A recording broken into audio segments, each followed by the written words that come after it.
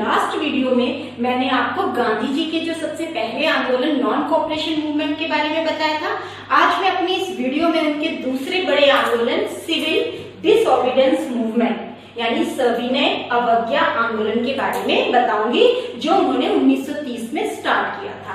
सविनय अवज्ञा आंदोलन का मतलब था, सविनय मतलब होता है विनय के साथ।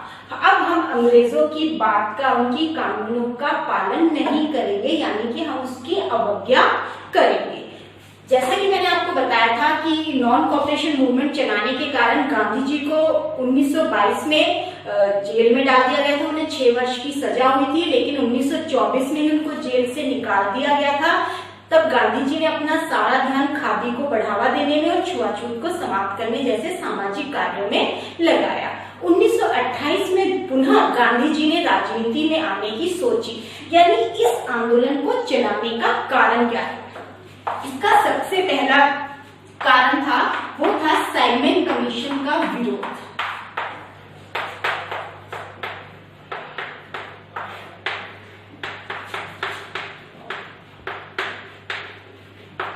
मैं आपको बता दूं साइमन कमीशन क्या था।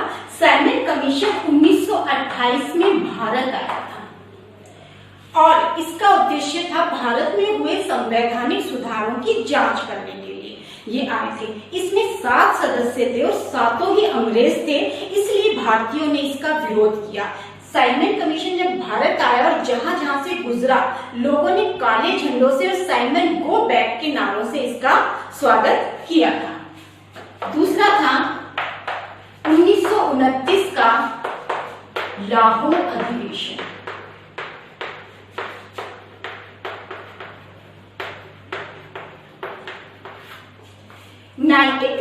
में कांग्रेस का लाहौर में अधिवेशन हुआ और ये अधिवेशन 2 दृष्टियों से बहुत ही महत्वपूर्ण रहा था। पहला, इसमें पहली बार नेहरू जी को इसका अध्यक्ष बनाया गया था, जो इस बात का प्रतीक था कि अब युवा पीढ़ी भी आगे आ रही है, युवा पीढ़ी को सत्ता सौंपने का ये प्रतीक था। और दूसरा, इसका जो अधिवेशन बहुत महत्वपूर्ण माना जाता है, वो ये, इसका रीजन ये था कि इस अधिवेशन में पहली बार पूर्ण स्वराज की बात की गई थी और इसमें ये तय किया था कि 26 जनवरी 1930 को हम अपना पहला स्वतंत्रता दिवस मनाएंगे और हमने मनाया भी था राष्ट्रीय ध्वज को फहराकर। आपको इसीलिए मालूम होगा कि हमारा संविधान जो 26 नवंबर 1949 को बनकर पूरा हो गया था, तो हम चाहे तो उसको उसी दिन लागू कर सकते थे, लेकिन हमने जिस दिन उसको लागू किया वो था 26 जनवरी, यानी 26 जनवरी 1950 को हमने लागू किया था। ये डेट हमने इसीलिए रखी थी क्योंकि अगर हम अपने इतिहास में जाते हैं, राष्ट्रीय आंदोलन के इतिहास में 26 जनवरी को हमने अपना पहला स्वतंत्रता दिवस मनाया था, लेकिन आजादी हमें 15 अगस्त को मिल गई थी, इसलिए 26 जनवरी को हमने अपना संविधान लागू किया था। और इस आंदोलन को चलाने का जो तीसरा कारण था, वो था नमक कानून।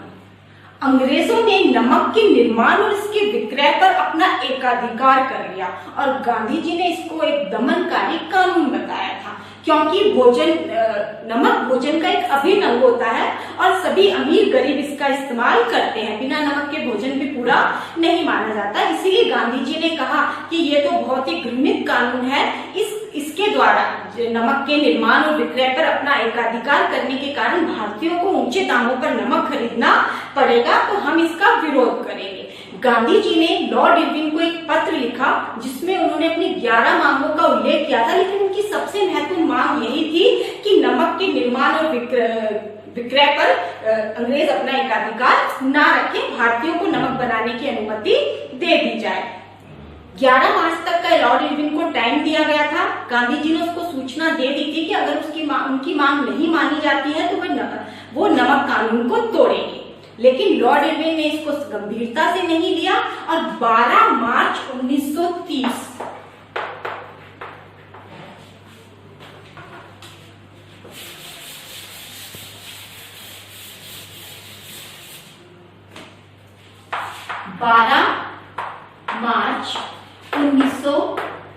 को गांधी जी अपने आश्रम साबरमती से दांडी की ओर चले। उनके साथ 78 उनके अनुयायी भी थे, उनके वॉलंटियर्स भी थे जो उनके साथ में थे।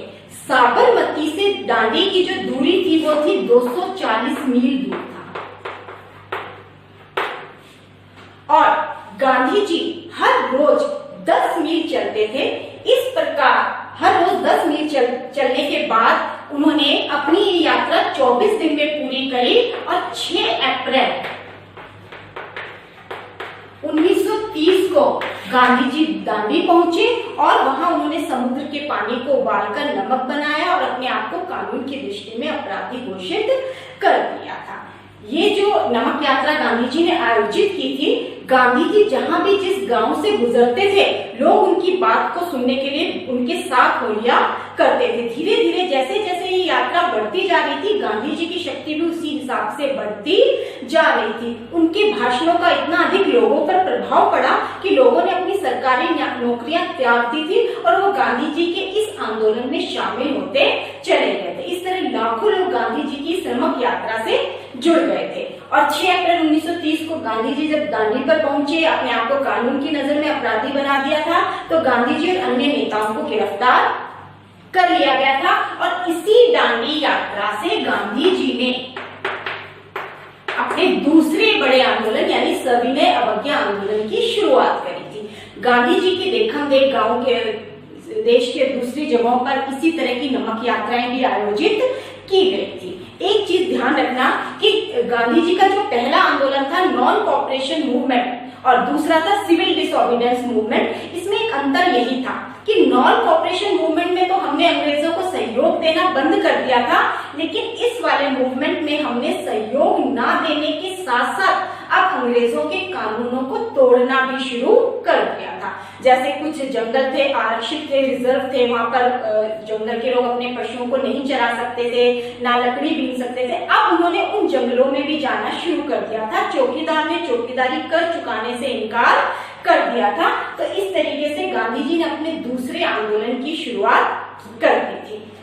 इस नमक यात्रा का, इस दांडी यात्रा का कितना महत्व था ये उस समय की हमें रिपोर्टों से पता चलता है कि जब गांधी जी दांडी यात्रा कर रहे थे तो पुलिस पूरी तरह से तैनात थी, उनकी इस यात्रा को बड़े ध्यान से देख रही थी, अपने रिपोर्टों में बता रही थी कि किस तरीके से गांधी चल रहे थे। इसके अलावा अमेरिका की जो पत्रिका थी टाइम पत्रिका, जो कभी गांधी जी की कदकाठी को लेकर हंसती थी, और जब गांधी जी ने नमक यात्रा शुरू करी थी तो टाइम पत्रिका ने हंसते हुए कहा था, उसमें लिखा कि गांधी जी 2 दिन बाद ही जमीन पर पसर गए थे, लेकिन उन्हें नहीं मालूम था और 1 हफ्ते के बाद ही इसी टाइम पत्रिका ने अपनी सोच बदल दी और वह उन्हें एक साधु राजनेता कहकर पुकार रही थी। वो कह रही थी कि हमें नहीं मालूम था कि इस मरियल साधु में भी इतनी आगे जाने की ताकत बची हुई थी। और धीरे धीरे जिस तरह से उनकी शक्ति बढ़ती जा रही थी, इस नमक यात्रा से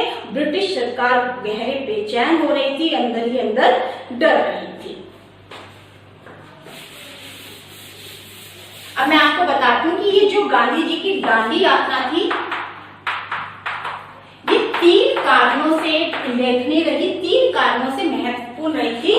पहला, गांधी जी का विश्व की नजरों में आ जाना। जैसे कि मैंने आपको बताया था कि गांधी जी को भारत में कोई नहीं जानता था। 1915 में गांधी जी भारत आए थे और 1916 में उनकी सार्वजनिक उपस्थिति हुई। उसके बाद जो उनके प्रारंभिक आंदोलन थे चंपारण, खेड़ा, अहमदाबाद, जब स्थानीय लोग जानते थे, लेकिन नॉन कॉपरेशन मूवमेंट से उनको पूरा देश जानने लग गया था। लेकिन इस आंदोलन से गांधी जी विश्व की नजरों में आ गए थे। अमेरिका और यूरोप के समाचार पत्रों में इस खबर को व्यापक कवरेज दी जा रही थी। दूसरी बात, इस आंदोलन में पहली बार महिलाओं ने बढ़ चढ़कर भाग लेना शुरू किया था।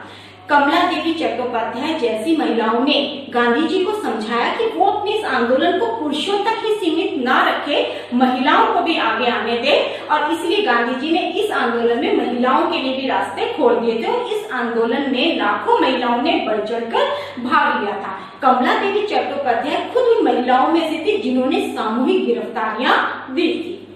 तीसरा, इस दांडी यात्रा से ही अब अंग्रेजों को ये एहसास हो गया था कि उनका राज अब भारत में ज्यादा दिनों तक नहीं टिकने वाला है और उन्हें भारतीयों को भी कुछ ना कुछ स्वशासन में हिस्सेदारी देनी ही पड़ेगी।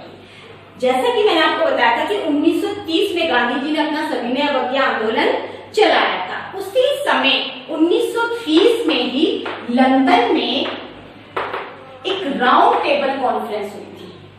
First round table conference London में हुई थी, 1930 में आयोजित की थी, लेकिन उस समय गांधी जी और अन्य कांग्रेसी नेता जेल में थे, इसलिए इस सम्मेलन का कोई नतीजा नहीं निकला। दूसरी राउंड टेबल कॉन्फ्रेंस 1931 में लंदन में आयोजित की जाने वाली थी, तब भी गांधी जी जेल में थे, इसलिए लॉर्ड इरविन और गांधी जी के बीच में एक समझौता हुआ था 5 मार्च 1931 को। इसको lord Irwin Gandhi Irwin pact भी कहते हैं। 5 मार्च 1931 में गांधी जी और इरविन के बीच में एक समझौता हुआ, जिसमें इरविन ने कहा कि वो अपना आंदोलन बीच में ही रोक दें, इसको पोस्टपोन करें और वो लंदन में राउंड टेबल कॉन्फ्रेंस में भाग लेने चले। गांधी जी ने भी अपनी कुछ शर्तें रखी थी, जैसे कि जिन सत्याग्रहियों को जेल में बंद कर रखा उनको जेल से छोड़ दिया जाए, उनकी जो संपत्ति आप लोगों ने जब्त कर ली है उनकी संपत्ति उनको लौटा दी जाए, समुद्र किनारे जो लोग रहते हैं स्थानीय लोग उनको नमक बनाने की अनुमति दे दी जाए। लॉर्ड इरविन ने गांधी जी की सभी बातें मान ली और इस तरह गांधी जी अपना आंदोलन बीच में ही रोककर सेकंड राउंड टेबल कॉन्फ्रेंस में भाग लेने के लिए लंदन में चले गए।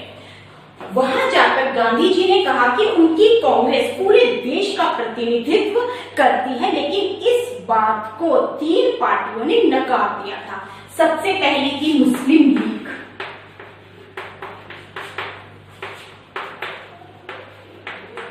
मुस्लिम लीग का यह मानना था कि कांग्रेस सिर्फ हिंदू जाति के लिए काम करती है, वो हमारे लिए कुछ नहीं करती, इसलिए हमारा कांग्रेस से कोई लेना देना नहीं है। दूसरा जो उनको चुनौती दी थी वो दी थी रजवाड़ों ने। रजवाड़े वो थे जिन्होंने अंग्रेजों की अधीनता को स्वीकार कर रखा था, लेकिन वो अपना शासन खुद चला रहे थे, इसलिए उन्होंने कहा कि हम पूरी तरह से स्वतंत्र है अपनी सरकार चलाने में, हमें कांग्रेस से कोई लेना देना नहीं है। और उनको तीसरी चुनौती दी थी तेज तर्रार वकील डॉक्टर BR अम्बेडकर ने। उनका ये कहना था कि कांग्रेस में ऊंची हिंदू जाति के लोग शामिल हैं, इसलिए वो कभी भी दलितों के हितों के लिए काम नहीं करते हैं। और वहां जाने के बाद इस लंदन में खुद ही जो भारतीय थे वो खुद ही आपस में ही उलझ गए और इस सम्मेलन का कोई नतीजा नहीं निकला। गांधी जी खाली हाथ लौटकर वापस भारत आ गए और उन्होंने अपना जो सविनय अवज्ञा आंदोलन रोक दिया था उसको दोबारा से स्टार्ट किया, लेकिन जैसी सफलता उसको पहले चरण में मिली थी वैसी सफलता उसको इस टाइम नहीं मिली और धीरे धीरे ये आंदोलन 1934 में जाकर खत्म हो।